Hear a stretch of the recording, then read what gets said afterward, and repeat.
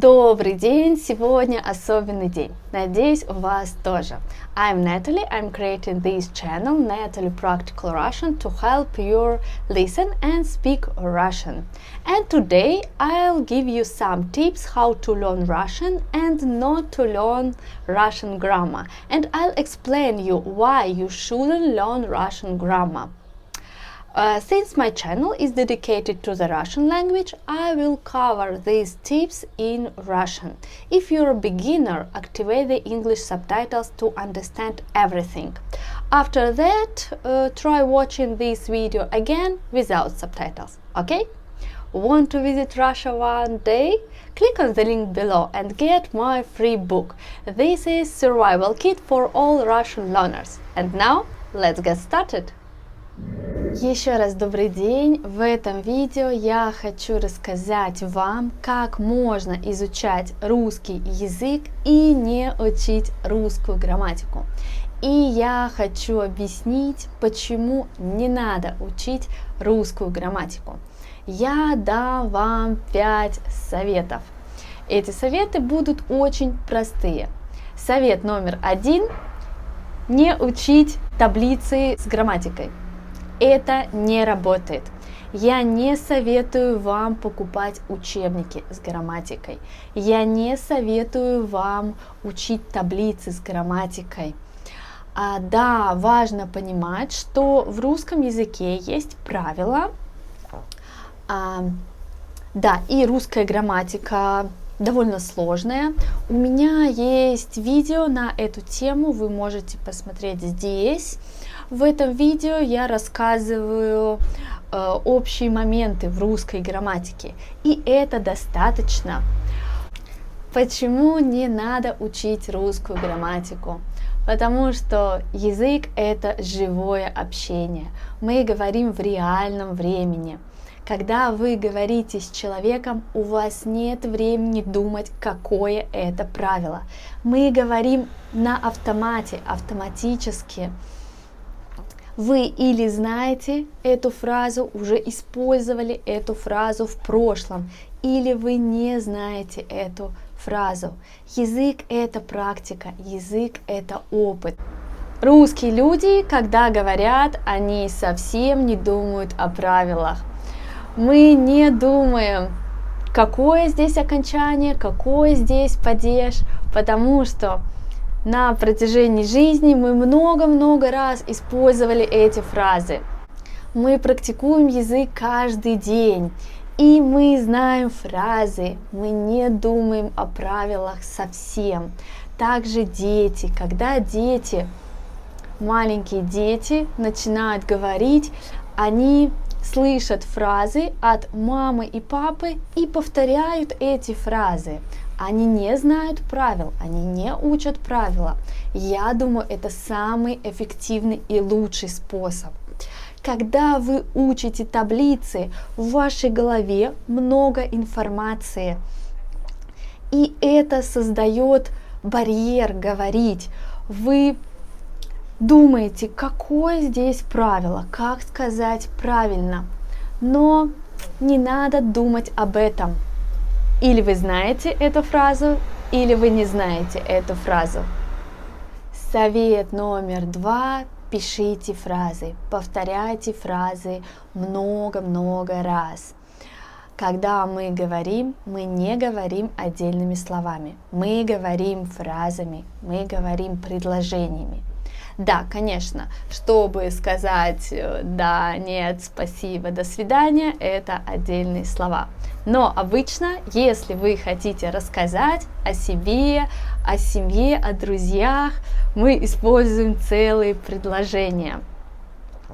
И в этих предложениях мы используем конструкции,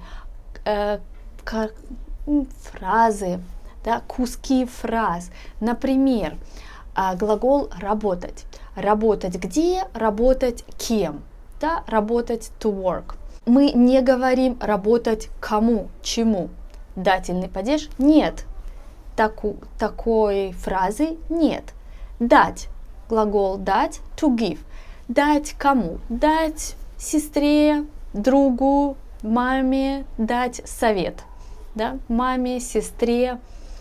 Есть кусок фразы, и эту фразу вам лучше записать и практиковать. Вам не надо думать, что это дательный падеж, а это дательный падеж. Работать где? В банке, в офисе, в магазине – это предложный падеж, но вам не надо думать об этом.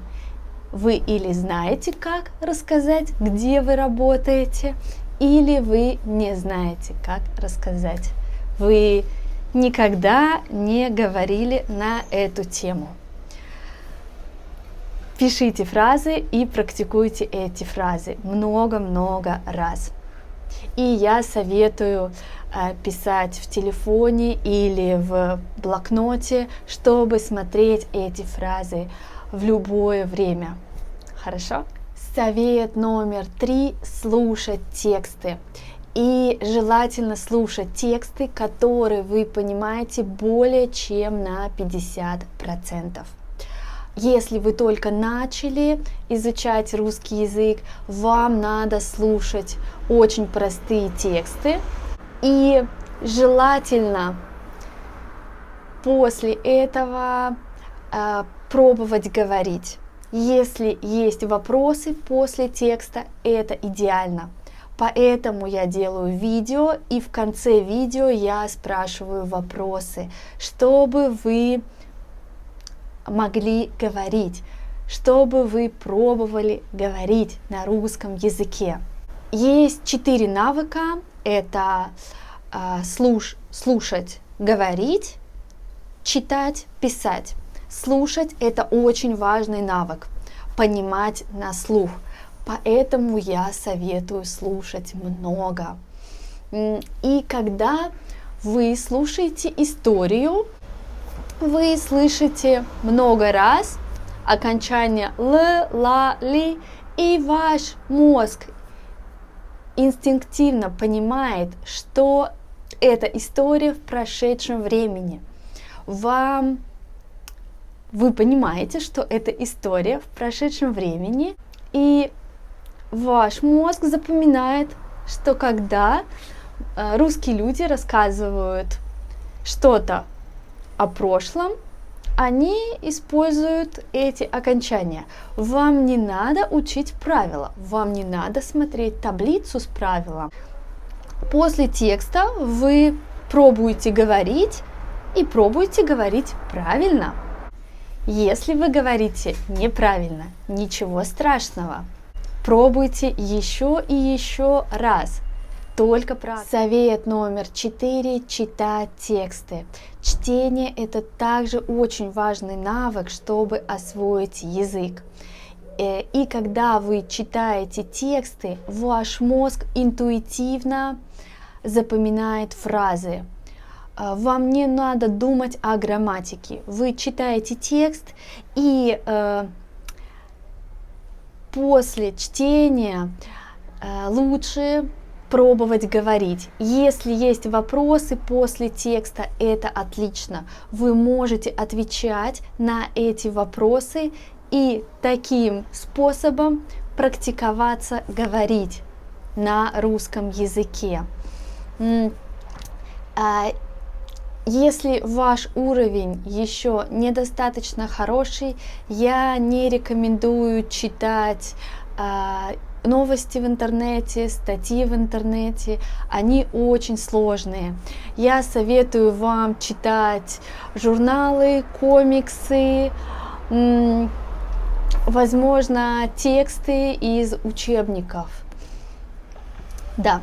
Совет номер 5 – выбрать 2-3 ресурса, материала, чтобы изучать язык, и следовать им. Важно, чтобы вам нравилось изучать язык. Если вам нравится подкаст, слушайте этот подкаст 2-3 раза в неделю. Если вам нравится канал на YouTube, смотрите видео на этом канале также несколько раз в неделю. Если вам нравится сериал, смотрите этот сериал 2-3 серии в неделю. Важно, чтобы вам нравилось это делать. Но когда вы прыгаете с одних материалов на другие материалы, такая тактика не работает. Вы получаете стресс, потому что изучение нового языка – это стресс. Но когда вы используете только 2-3 ресурса, вы не испытываете такой стресс. Это становится рутиной. В следующем видео я расскажу, как создать план для изучения русского языка или любого другого иностранного языка. Важно сделать этой привычкой, но об этом в следующем видео. Конечно, вы можете учить таблицы с правилами, вы можете учить русскую грамматику. Это только мое мнение, это только мои рекомендации как учителя. Во многих школах учителя преподают грамматику, и люди считают, что это база, основа. Но мое мнение, что вы можете говорить по-русски, вы можете выучить русский язык без знания грамматики. Еще раз 5 пунктов. Первое. Не покупать учебники по грамматике, не делать упражнения по грамматике. Второе. Писать фразы и повторять эти фразы, практиковать эти фразы в разговоре. И лучше писать фразы в блокнот или в телефон, где вы всегда можете посмотреть эти фразы. Третье. Слушать тексты, смотреть видео, слушать подкасты, любые аудиоматериалы, которые вам нравятся. Четвертое. Читать тексты. Я не советую читать статьи в интернете или новости, если ваш уровень не очень хороший. Вы можете читать журналы, комиксы, детские книги. Я думаю, это отличный метод.